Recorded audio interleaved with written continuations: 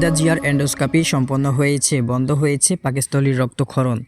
এভারকেয়ার হাসপাতালে চিকিৎসাধীন BNP chairperson Khaleda জিয়ার এন্ডোস্কোপি সম্পন্ন হয়েছে। এন্ডোস্কোপির মাধ্যমে তার পাকস্থলীর ভেতরের অভ্যন্তরীণ রক্তক্ষরণ সফলভাবে নিয়ন্ত্রণে আনা হয়েছে বলে জানিয়েছে মেডিকেল বোর্ড। শুক্রবার ৫ ডিসেম্বর বিকেলে এন্ডোস্কোপি করা হয়। মেডিকেল বোর্ডের সূত্রে জানা গেছে, সাম্প্রতিক শারীরিক জটিলতার কারণে এই প্রক্রিয়া জরুরি হয়ে ওঠে। গত ২৩ নভেম্বর থেকে এভারকেয়ার হাসপাতালে ভর্তি আছেন সাবেক প্রধানমন্ত্রী খালেদা জিয়া। তার শারীরিক অবস্থা উন্নত নয় বলেই বিভিন্ন সময় জানিয়েছেন বিএনপি নেতারা। তার চিকিৎসায় সহায়তা করতে যুক্তরাজ্য ও চীন থেকে বিশেষজ্ঞ চিকিৎসকের একটি দল ঢাকায় এসে চিকিৎসা পর্যালোচনা করছে। তাদের মূল্যায়নের ভিত্তিতে মেডিকেল বোর্ড সিদ্ধান্ত নেয় যে তার উন্নত চিকিৎসার জন্য বিদেশে নেওয়া প্রয়োজন। খালেদা জিয়াকে লন্ডনে নিতে কাতারের আমিরের পক্ষ থেকে একটি বিশেষ এয়ার অ্যাম্বুলেন্স পাঠানোর কথা ছিল, তবে কারিগরি রক্ষণাবেক্ষণজনিত কারণে সেটি পাঠাতে জটিলতা দেখা দেয়। বিকল্প হিসেবে কাতার সরকার জার্মানির একটি প্রতিষ্ঠানের এয়ার অ্যাম্বুলেন্স ব্যবস্থা করেন। এটি জর্জিয়ার তিবলিসি থেকে ঢাকায় আসবে বলে জানা গেছে। গত জানুয়ারি চিকিৎসার উদ্দেশ্যে লন্ডনে যাওয়ার সময়ও কাতারের আমিরের পাঠানো বিশেষ এয়ার অ্যাম্বুলেন্সে তাকে নেওয়া হয়েছিল। ঝিনাইদহে সেনা অভিযানে গোপন গুদাম থেকে বিপুল পরিমাণ সার জব্দ করা হয়েছে। ঝিনাইদহের শৈলকুপায় সেনাবাহিনীর একটি টিম দুটি গোপন গুদামে অভিযান পরিচালনা করে বিপুল পরিমাণ সার উদ্ধার করেছে। গোপন সূত্রে পাওয়া খবরের ভিত্তিতে স্থানীয় পাইলট স্কুল মার্কেটের গুদামগুলোতে এই অভিযান হয়। বৃহস্পতিবার দুপুর ২টার দিকে সেনাবাহিনীর টিমটি কার্যক্রম শুরু করে। এই অভিযানে উপজেলা কৃষি বিভাগ ও থানা পুলিশের সদস্যরা উপস্থিত ছিলেন। পুলিশ সূত্রে জানা যায়, অভিযানের লক্ষ্য ছিল শৈলকুপার বিসিআইসি সার ডিলার সমিতির সভাপতি নোমান পারভেজের ব্যবসায়িক প্রতিষ্ঠান। এ সময় নোমান পারভেজ ঘটনার সময় গুদাম ও বিক্রয়ের কেন্দ্র বন্ধ রেখে পালিয়ে যান। কৃষি বিভাগের কর্মকর্তাগণ ধারণা করেছেন যে বাজারে কৃত্রিম সার সংকট তৈরি করে বেশি দামে বিক্রি করার উদ্দেশ্যে এসব সার গোপনে মজুত করা হয়েছিল। বিষয়টি জানার পর সেনাবাহিনীর একটি টিম শৈলকুপা পাইলট হাইস্কুল রোডের মেসার্স জিম ট্রেডার্সেও অভিযান চালায়। এ সময় প্রতিষ্ঠানটির মালিক সিরাজুল ইসলামকে ২০,০০০ টাকা জরিমানা করা হয় এবং তার গুদাম থেকে ১৬৫ বস্তা ডিএমপি সার উদ্ধার করা হয়। সেনাবাহিনী এরপর শৈলকুপা পাইলট স্কুলের মার্কেটের একটি তালাবদ্ধ গোপন গোডাউনে অভিযান চালিয়ে ১১০ বস্তা টিএসপি ও ৭৫ বস্তা ডিএপি সার উদ্ধার করে। উপজেলা কৃষি সম্প্রসারণ অফিসার অভিজিৎ ঘোষ জানান, অসাধু ব্যবসায়ীদের অবৈধভাবে সার মজুত করার চেষ্টা সম্পর্কে আমাদের তথ্য আছে। এই ধরনের কর্মকাণ্ড বন্ধ করতে এ ধরনের অভিযান অব্যাহত থাকবে। উদ্ধারকৃত সার কৃষকদের মধ্যে ন্যায্য মূল্যে বিতরণ করা হবে। দেশের সব মানুষের অধিকার নিশ্চিত করা হবে বললেন সালাউদ্দিন। কক্সবাজার ১ আসনের ধানের শীষ প্রতীকের প্রার্থী সালাউদ্দিন আহমদ শুক্রবার কক্সবাজার ১ চকরিয়া পেকুয়া বিএমচর ইউনিয়নের বহদ্দারকাটা স্টেশনে নির্বাচনী পথসভা অনুষ্ঠিত করেছেন। এ সময় তিনি বলেন, শহীদদের রক্তের শপথ, বিএনপির প্রতিশ্রুতি ও জনগণের প্রত্যাশা আগামী দিনে আইনের শাসনের বাংলাদেশ প্রতিষ্ঠিত হবে। এদেশের সব মানুষের অধিকার নিশ্চিত করা হবে। গণতান্ত্রিক অধিকার, নাগরিক অধিকার, মৌলিক অধিকার, মানবাধিকার প্রতিষ্ঠা করা হবে আমাদের শপথ।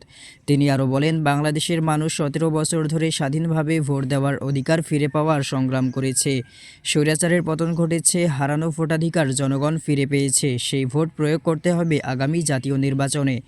এ সময় সালাউদ্দিন আহমদ উল্লেখ করেন, শহীদ রাষ্ট্রপতি জিয়াউর রহমানের অসমাপ্ত কাজগুলো আগামীতে তার সুযোগ্য সন্তান বিএনপির ভারপ্রাপ্ত চেয়ারম্যান দেশনায়ক তারেক রহমানের নেতৃত্বে বাস্তবায়িত হবে। তিনি আশাবাদ ব্যক্ত করেন, আপনাদের ভোটে আগামীতে বিএনপি সরকার গঠন করবে বলে আমরা বিশ্বাস করি। বাংলাদেশ হবে কৃষকের বাংলাদেশ।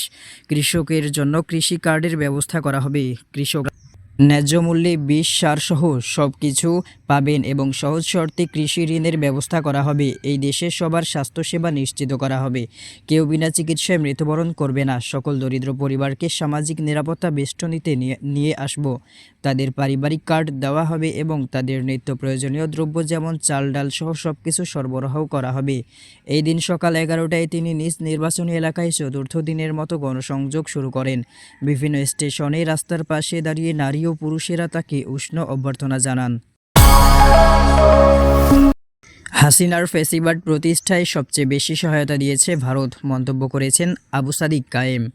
ঢাকা বিশ্ববিদ্যালয়ে কেন্দ্রীয় ছাত্র সংসদের ডাকসু এর সহসভাপতি, ভিপি এবং ইসলামী ছাত্র শিবিরের কেন্দ্রীয় নেতা আবু সাদিক কায়েম অভিমত জানিয়ে বলেছেন, হাসিনার ফ্যাসিবাদ প্রতিষ্ঠার পেছনে ভারতের সবচেয়ে উল্লেখযোগ্য ভূমিকা রয়েছে। শুক্রবার বিকেলে দিরাইয়ে এক যুব ও গণসমাজে অংশগ্রহণ করে তিনি এসব মন্তব্য করেন। তিনি বলেন, গত ৫৪ বছরের মধ্যে এই এলাকার নেতা নেত্রীরা ভোটের আগে জনগণকে আশ্বাস দেয়, কিন্তু নির্বাচিত হওয়ার পর তাদের দেখা মেলে না। এখানে মানুষের উন্নয়নে কেউ এগিয়ে আসেনি। উন্নয়নের জন্য এবারে দাঁড়িপাল্লায় অ্যাডভোকেট শিশির মনিরকে ভোট দেওয়ার প্রয়োজন রয়েছে। সাদিক কায়েম আরও বলেন, নির্বাচনের পূর্বে সুনামগঞ্জ ২ আসনে শিশির মনির বহু উন্নয়নমূলক কাজ করেছেন। নির্বাচিত হলে তার পরিকল্পনা অনুযায়ী আরও ভালো কাজ করতে সক্ষম হবেন। দিরাইশাল্লায় দাঁড়িপাল্লার নিয়ন্ত্রক হিসেবে সাদিক কায়েম জানালেন, শিশির মনির ইতিমধ্যে রাস্তাঘাট নির্মাণ, ফুটবল টুর্নামেন্ট আয়োজন, ফ্রি চক্ষু চিকিৎসাসহ বিভিন্ন উন্নয়নমূলক কাজ সম্পন্ন করেছেন। তিনি জানান, শিশির মনির একদিনে তৈরি হয়নি। এই নেতা বাংলাদেশের অনেক দিন ধরে ছাত্র রাজনীতির সঙ্গে যুক্ত রয়েছেন। বাংলাদেশে মুক্তিকামী ছাত্র জনতার পক্ষে তিনি কথা বলেছেন এবং গত জুলাই মাসে আন্দোলনের সময় নীতি নির্ধারক হিসেবে মাঠ পর্যায়ের সমন্বয়কদের সাথে যোগাযোগ রেখেছিলেন। সাদিক কায়েম বললেন, শিশির মনির নতুন বাংলাদেশের গঠনে দিরাই ও সাল্লাকে দেশের একটি মডেল হিসেবে তুলে ধরেছেন। এই সমাবেশে সভাপতিত্ব করেন দিরাই উপজেলা জামায়াতে ইসলামীর আমির মাওলানা আব্দুল কুদ্দুস। এতে প্রধান অতিথি হিসেবে উপস্থিত ছিলেন দিরাই সাল্লাহ আসনে জামায়াতে ইসলামের মনোনীত প্রার্থী ও ইসলামী ছাত্র শিবিরের সাবেক সাধারণ মুহাম্মদ শিশির মনির। প্রধান অতিথির বক্তব্যে তিনি বলেন, নির্বাচিত হলে তিনি প্রথমে দিরাই সাল্লার যোগাযোগ উন্নয়নে কাজ করবেন এবং প্রতিটি ইউনিয়ন থেকে উপজেলা সদরের সাথে সংযোগ, সড়ক নির্মাণ, ৪৫,০০০ বেকারের কর্মসংস্থান সৃষ্টিসহ অন্যান্য উন্নয়নমূলক কাজ করার প্রতিশ্রুতি দেন। এছাড়া বিশেষ অতিথি হিসেবে ডাকসুর কার্যনির্বাহী সদস্য সর্বমিত্র চাকমা ও মোহাম্মদ শাহিনুর রহমান উপস্থিত ছিলেন। সমাবেশে দিরাই ও সাল্লাহ জামায়াতে ইসলামীর বিভিন্ন স্তরের নেতৃবৃন্দ এবং সাধারণ জনগণও উপস্থিত ছিলেন। রিকশা চালকদের জীবনমান উন্নয়নের জন্য আস-সুন্নাহ ফাউন্ডেশনের কর্মশালা অনুষ্ঠিত হয়েছে। রিকশা চালকদের জীবনমান উন্নয়ন, সচেতনতা বৃদ্ধি এবং তাদের কর্মক্ষেত্রে ইতিবাচক পরিবর্তন সৃষ্টির উদ্দেশ্যে আস-সুন্নাহ ফাউন্ডেশনের উদ্যোগে একটি জীবনমান উন্নয়ন কর্মশালা আয়োজন করা হয়। শুক্রবার সকালে রাজধানীর আফতাবনগরে আস-সুন্নাহ অডিটোরিয়ামে অনুষ্ঠিত এই কর্মশালাটি সকাল ৮টা থেকে দুপুর ২টা পর্যন্ত চলে। এতে ৫ শতাধিক রিকশা চালক অংশগ্রহণ করেন। কর্মশালায় উত্তম আচরণ, পারিবারিক দায়িত্ব, স্বাস্থ্য সচেতনতা, মাদক ও ধূমপানের ক্ষতিকারক পরিণতি, ট্রাফিক আইন ও সড়ক নিরাপত্তা, স্বল্প আয়ে সংসার চালানোর উপায়, সঞ্চয় এবং ইসলামে শ্রমের মর্যাদা ও হালাল উপার্জনের গুরুত্ব সম্পর্কে পেশাদার ও বিশেষজ্ঞগণ প্রশিক্ষণ প্রদান করেন। প্রধান শিক্ষক হিসেবে আস-সুন্নাহ ফাউন্ডেশনের চেয়ারম্যান শায়েখ আহমদুল্লাহ উপস্থিত ছিলেন। তিনি উত্তম আচরণ ও পারিবারিক দায়িত্ব বিষয়ে দিক নির্দেশনা প্রদান করেন। রিকশা চালকদের সমাজ উন্নয়নের অবিচ্ছেদ্য অংশ মনে করে শায়েখ আহমদুল্লাহ বলেন, আপনারা শহরের প্রাণ, আপনারা যদি চাকা বন্ধ করেন নগরবাসীর জীবন থমকে যায়। রিকশা চালক হিসেবে হীনমন্যতায় ভোগার সুযোগ নেই। মহান আল্লাহর কাছে মর্যাদা পেশার ভিত্তিতে মনের চিন্তা ও কর্ম দ্বারা নির্ধারিত হয়। তিনি সকলকে উৎসাহিত করেন উত্তম আচরণ, সততা, আমানতদারিতা এবং পরিবারের প্রতি দায়িত্বশীল হওয়ার জন্য। তিনি বলেন, কষ্টে উপার্জিত হালাল টাকায় সন্তানদের প্রকৃত মানুষ হিসেবে গড়ে তোলার গুরুত্ব রয়েছে। বিশেষজ্ঞ মিরপুর মসজিদুল জুমা কমপ্লেক্সের খতিব আব্দুল হাই মোহাম্মদ সাইফুল্লাহ ইসলামের শ্রমের মর্যাদা এবং হালাল উপার্জনের বিষয়েও আলোচনা করেন। তিনি বলেন, হারাম উপার্জনের চেয়ে হালাল উপার্জন অনেক বেশি প্রশান্তির। জাতীয় হৃদরোগ ইনস্টিটিউটের সহযোগী অধ্যাপক ডক্টর আশরাফুল আলম সুমন রিকশা চালকদের স্বাস্থ্য ঝুঁকি এবং তা থেকে মুক্তির উপায় নিয়ে আলোচনা করেন। আস-সুন্নাহ ফাউন্ডেশনের সাধারণ সম্পাদক প্রকৌশলী সাব্বির আহমেদের স্বল্প আয়ে সংসার পরিচালনা ও সঞ্চয়ের বিষয়ে বাস্তবসম্মত পরামর্শ দেন। সড়ক দুর্ঘটনার রোধ এবং নিরাপদ যাতায়াত নিশ্চিত করতে রাস্তায় নিরাপত্তা ও ট্রাফিক আইন বিষয়ে বিশেষ সেশন পরিচালনা করেন। অতিরিক্ত উপ পুলিশ কমিশনার মোহাম্মদ জিয়াউর রহমান ও বাড্ডা থানার অফিসার ইনচার্জ হাবিবুর রহমান। এ ধরনের একটি ব্যতিক্রমী আয়োজনে অংশ নিয়ে আবেগাপ্লুত হয়ে পড়েন উপস্থিত রিকশা চালকেরা। রামপুর রামপুরা থেকে আসা একজন রিকশা চালক তার অনুভূতি প্রকাশ করতে গিয়ে বলেন, আমাদের নিয়ে কেউ এভাবে ভাবে না, অথচ আসুন্না ফাউন্ডেশন আজ আমাদেরকে যে সম্মান দিয়েছে তা আমি কখনো ভুলব না।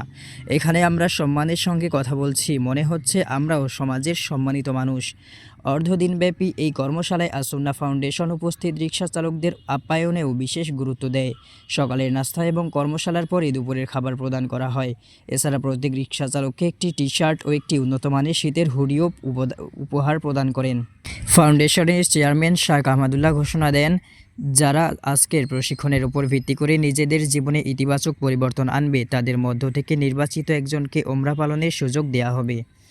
আসুন্না ফাউন্ডেশনের এক কর্মকর্তা জানান, আফতাবনগরে অবস্থিত তাদের 600 আসন বিশিষ্ট অডিটোরিয়ামে বছর জুড়ে নিয়মিতভাবে বিভিন্ন শ্রেণী পেশার মানুষের জন্য পেশাভিত্তিক জীবনমান উন্নয়ন ও দাওয়ামূলক বিশেষ প্রশিক্ষণ কর্মশালা আয়োজন করা হবে।